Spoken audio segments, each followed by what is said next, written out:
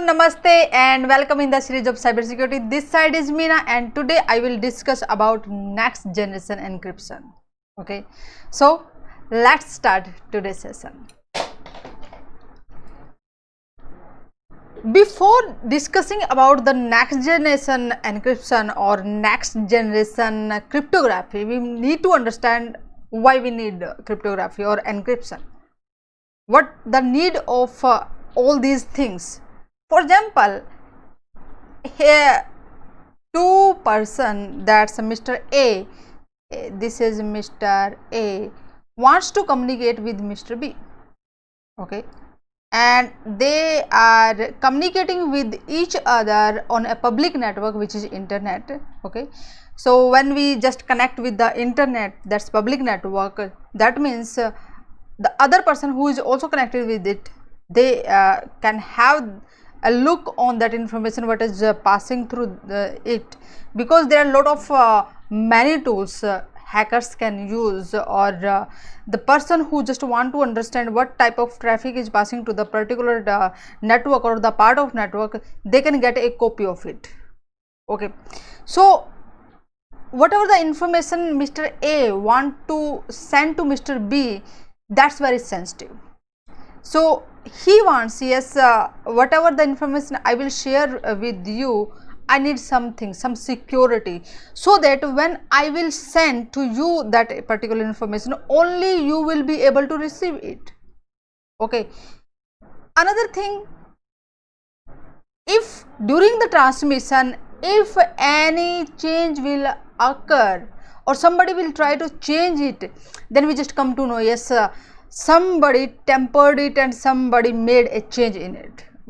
It doesn't matter whether they just change a single word or single, even a dot in, just add or remove or just change the big sentences, doesn't matter. Just if a small change will be there, we just come to know. Okay, another thing, for example, they will send that information and here is a hacker, that's Mr. X. Okay, so Mr. X get a copy of it. If they will forward that information in a plain text with each other, that Mr. X will just come to know, yes, what is the message inside it. Okay, so another thing what they want the way we will forward the information, that should be in a way, if somebody will get a copy of it, they cannot understand easily what inside it. To understand it, they need a key through which we will encrypt it. Okay, so that means here are three things they want to achieve. First of all, what the other party where it is we are connected, we want to assure, yes, this is the right person with whom we want to communicate. So that means other party will prove, yes, I am that person who will receive it. Means we are achieving authenticity. Okay, authentication. And when somebody will try make a change, then we come to know it, yes, there is a change in the document which we received. That means we are achieving integrity. And when we are changing the data in another way, so that will be useless for the receiver until unless they don't have the key to decrypt it. That means we are achieving the confidentiality. So the three things we are achieving with it: authentication, encryption, okay, and that and another is integrity. Okay, for example, say here this there is a one example of the encryption. There is a data that's in a plain text. This data whatever I wrote, that's in a plain text. Okay, that plain text data, with the help of this, the password, this is the key. Okay, and how much with how much bit they will encrypt, that's I have selected 256 bit, and that the encrypted data I received. Okay, so when another person, so we are not going to exchange that information which is in plain text, we will exchange that information with the other side person, that's Mr. B, that encrypted data. So if anyone in between that transmission will get a copy of it, so it's not making any sense, this is useless for that person. okay, until unless they don't have the key, they don't understand what encryption method they used. Okay, so for example, we will tell Mr. B, yes, I used the password test password, okay, and to decrypt it you need a AES encryption algorithm, and you need to set the key for it is 256 bit and use the password test password. Okay, when the all these settings which is shared by the Mr. A will match, and then they decrypt it, then just get this plain text which is here. Okay, the important thing is here is the how many bits they are using to encrypt it. Okay, if we are using the small shorter bit key, that means the finding the combination of the key whatever we used, it will be easy. Okay, and if we will use the bigger key or the longer key, it will take too much time for a person to find out the right key combination. Okay, so that means for the higher security or the assured security, we need to increase the size of that key size. Okay, how much bits it is using, then we will able to get the high strong encryption methods or the strong protection against our data. Clear? Another thing is that for example, okay, we will use the biggest we will use the longest key, then even our system will process it to encrypt and decrypt it. Definitely they need to perform more work. They will the performance of the device will degrade, and the will not able to get the efficiency. Okay, and as we know, in today's world, lot of devices are emerging in the network, and data type traffic is exponentially increased. So if our key will be too long, and to encrypt and decrypt it for our devices, it will be very, very difficult. Okay, so there was a need of such standards or such things, that next generation encryption, which will use the shorter key and provide the better and the strong assured protection against our data, which will communicate over the public network. Okay, so US National Security Agency, okay, identified a set of combination of the cryptographic algorithm, so that whatever they just identified, if we will use it, it will give us the assured security and integration for our integrity for our data. Okay, and what's that? They just give that name should be.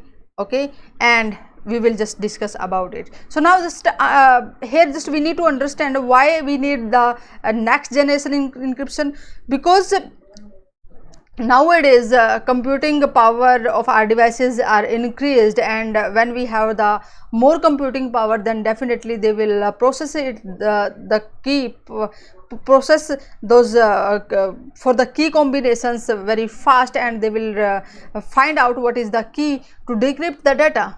Okay, and to making it even nowadays we are also hearing about the quantum computing, and the quantum computing is very, very fast, whatever just we think to compute the calculations. Okay, so for whatever the older version of the encryption methods or the cryptography we are using, for the quantum computing, it's very easy to decrypt it.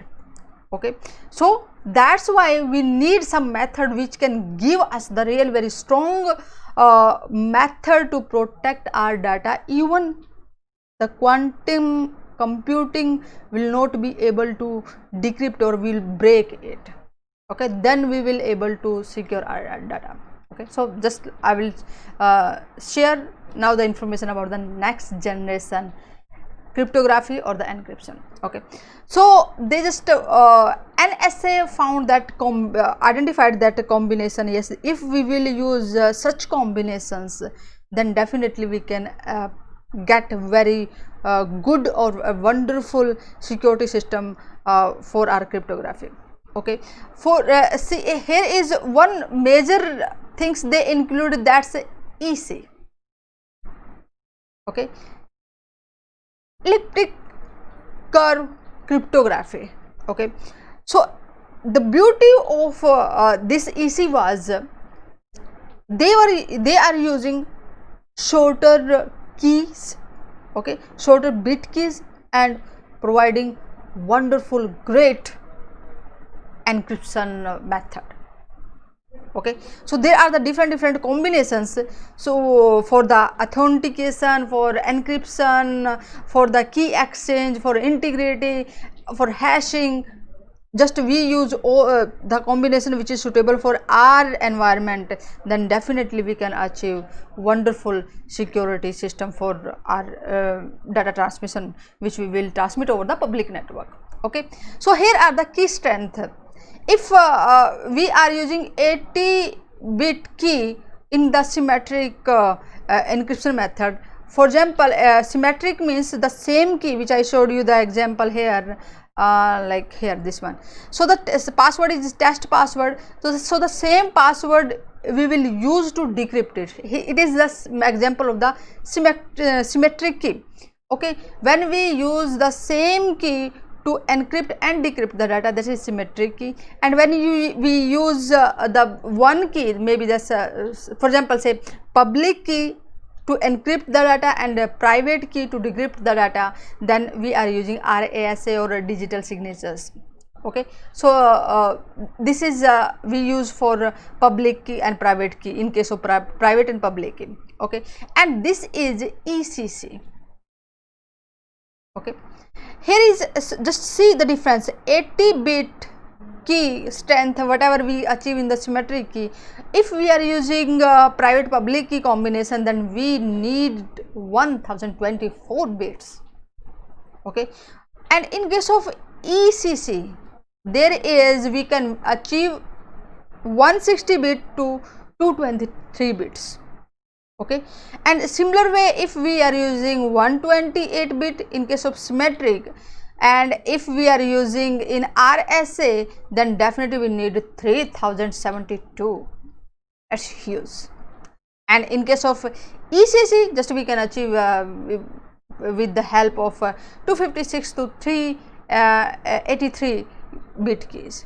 Okay, so in this table you can see here there are the key combination which will provide the 128 bit, like AES 128 bits, Diffie-Hellman, DSA, RSS or SHA 256, and ECDH, ECDSA 256. Similarly, if we want to achieve 192 bit key security key strength, then we need to use this algorithm. Similar way for the 256 we will use these combinations, and that is even secure in case of the quantum computing as well.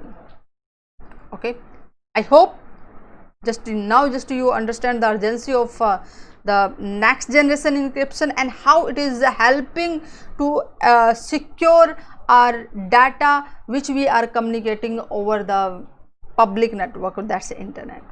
Okay, so guys, follow me on the Cybersecurity Prism. If you will not follow, you will not get the notification for the next informative and interesting session. Okay, and also share that information with your friends so that they will also get wonderful information about cybersecurity. In the next session, I will discuss about network baselines and their benefits. It's very important being in the field of cybersecurity to know about all these things. Okay, namaste. See you in the next session.